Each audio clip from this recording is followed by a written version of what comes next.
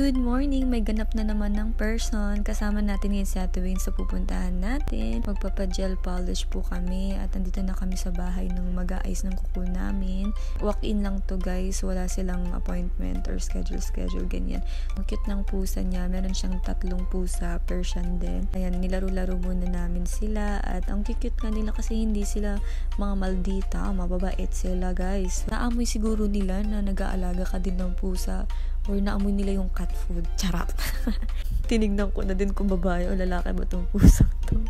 Ayan, nauna na nga pala si Ate Wayne kasi may lakad pa siya. Home base lang siya guys, pero ang ganda ng setup niya. Napaka-aesthetic at organized talaga. Pipin ko na din yung location dito sa caption ng video na to. Pero yung location niya nasa Nora Store, 7th Street, Katuparan, Taguig City. At ang pangalan ng page niya ay Jules Avila or Jules Avilia. Hindi ko alam paano i-pronounce. Pero ipapakita ko na lang dito yung page nila. Malapit lang din sa bahay namin. Mga 7 to 10 minutes lang yung biyahe namin pag nakamotor. Check nyo na lang din guys sa map. Hindi ito sponsor guys, pero baka naman. Charot. Nire-recommend ko lang kasi maganda yung service. Ito na palang naging result ng kay Ate Wayne.